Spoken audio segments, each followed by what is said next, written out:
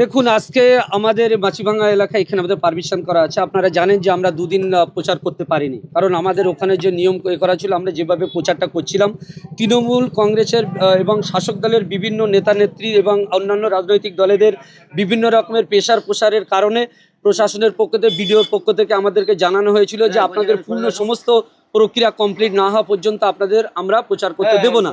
আপনারা loud speaker নিয়ে যেতে পারবেন, কিন্তু আপনাদের ক্যান্ডিডেটকে নিয়ে প্লিজ আপনাদের ক্যান্ডিডেটকে নিয়ে আপনারা নিচে নামতে পারবেন না বা কোনো প্রকারের জনসংযোগ করতে পারবেন না। তো আমরা বললাম যে যখন আমাদের ক্যান্ডিডেট যখন যাবে এলাকার ভিতর দিয়ে, এলাকার মানুষ তো জনসংযোগের ক্যান্ডিডেটকে আসবে, তার প্রিয় মানুষ, তার ভালোবাসার মানুষ আসবে।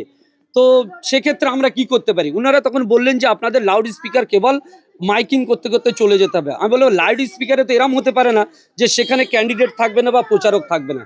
যদি আমাদের ক্যান্ডিডেটের প্রচার নিয়ে যদি কারো কোনো প্রবলেম মনে হয় বা যারা সরকারে আছে তাদের কোনো প্রবলেম মনে হয় বা আপনাদের কোনো সমস্যায়, আমরা দুদিন প্রচার করব না। আজকে আমরা এসছি মাছিভাঙ্গা গ্রামে, এখানে সমগ্র রকমের পারমিশন যা কিছু প্রয়োজন আমরা বিডিও অফিস থেকে এবং আমরা থানা থেকে সমস্ত পারমিশন কমপ্লিট করে নিয়ে সম্পূর্ণ স্বাধীনভাবে আজকে আমরা এই গ্রাম থেকে শুরু করছি মাছিভাঙ্গায়। এই মাছিভাঙ্গার ভিতরে এখন পর্যন্ত প্রচুর পরিমাণের অনুন্নয়ন আছে। এই মাছিভাঙ্গা হচ্ছে নিউ টাউন, রাজারহাট নিউ টাউনের মধ্যে লাস্ট বুথ। তাহলে নিউ টাউনকে ডেভেলপমেন্ট করা হয়েছে। মাছিরহাটে এই মাছিভাঙ্গা চাঁদপুর অঞ্চলের মানুষকে যেভাবে বঞ্চনা করা হয়েছে, আমরা কেবলমাত্র একজন নির্দলীয় ক্যান্ডিডেট হিসেবে সাধারণ মানুষের বাস্তব পরিস্থিতি কি সেটাকে তুলে ধরার জন্য আমরা এই মাছিভাঙ্গা এসছি এবং এই অঞ্চলের প্রত্যেকটা বুথে বুথে ঢুকবো। শুধুমাত্র আমাদের কাজ হবে নিউ টাউনে এতদিন ধরে 15 বছর যারা ক্ষমতায় ছিল, যে রাজনৈতিক দল, তারা নিউ টাউনে ডেভেলপ করেছে, রাজারহাটের কোনো ডেভেলপমেন্ট করেনি। তারা এই মাছিভাঙ্গার এই সমস্ত চাঁদপুরের প্রত্যেকটা বুথে বুথে কিভাবে প্রত্যেকটা মানুষের সঙ্গে বঞ্চনা করেছে, সে তার চিত্রটা আজকে আমরা তুলে ধরবো আপনাদের মাধ্যমে।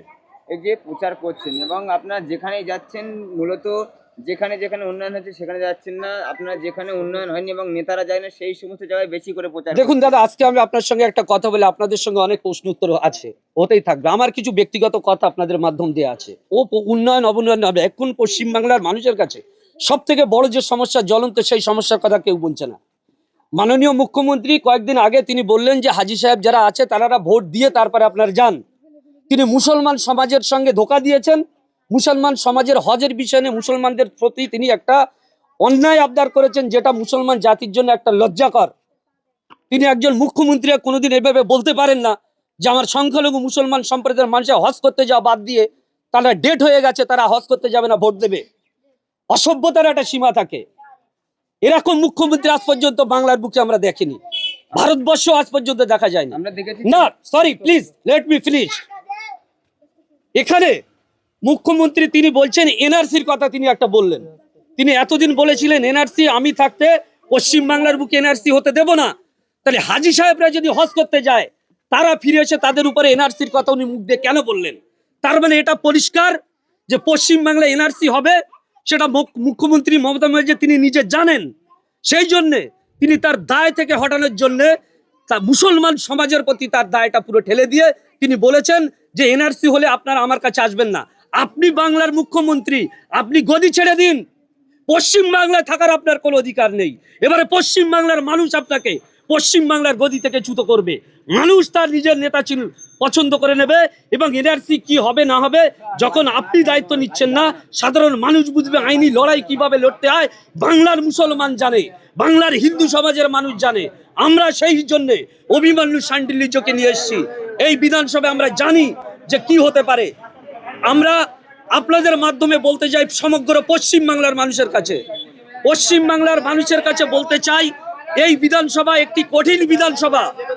এই বিধানসভায় আমাদের প্রত্যেককে এমনভাবে দায়িত্ব নিতে হবে, কিছু মানুষকে বিধানসভায় পৌঁছে দিতে হবে। যেমন তার মধ্যে অ্যাডভোকেট অভিমন্যু শান্ডিল্যজিকে এবার আমাদের বিধানসভায় পাঠাতে হবে।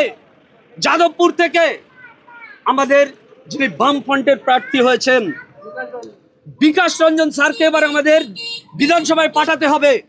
ভাঙড়ের বিধায়ক নওশাদ সিদ্দিককে এবার আমাদের বিধানসভায় পাঠাতে হবে। আর এই যেমন কুকুর তেমন মুগুর আরাবুল ইসলামকে পাঠাতে হবে এই বিধানসভায়। এই চারটে লোককে পশ্চিম বাংলার বুকে বিধানসভায় এই চারটে লোককে পাঠাতেই হবে।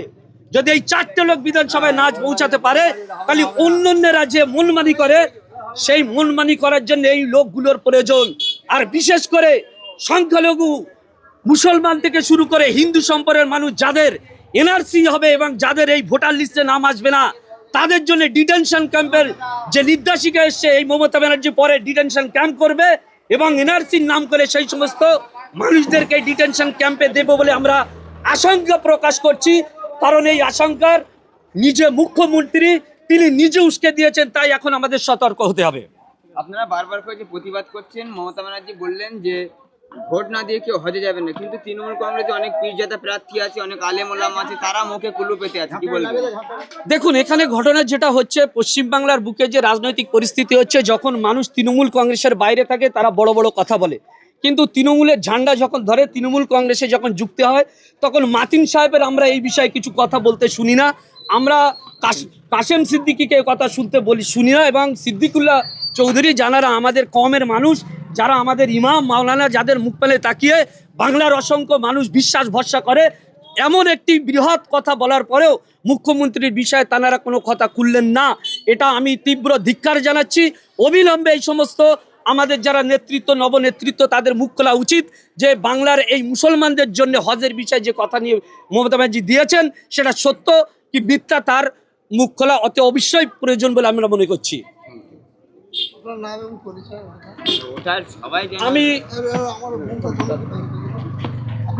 আমরা আজকে আমাদের এই প্রচার শুরু করলাম।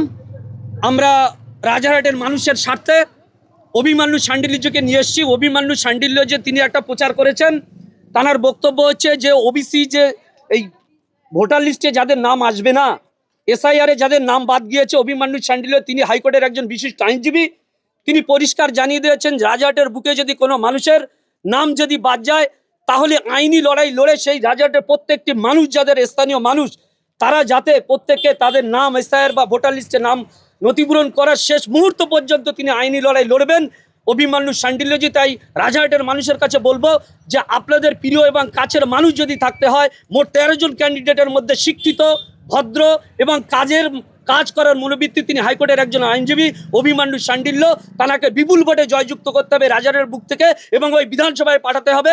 রাজারহাট নিউ টাউনের উভয়ভাবে আমাদের ডেভেলপমেন্ট করতে হবে। আর উনি আমার প্রার্থী, আমি শাহ আলম মোল্লা, ওনার নির্বাচনী ইলেকশন এজেন্ট।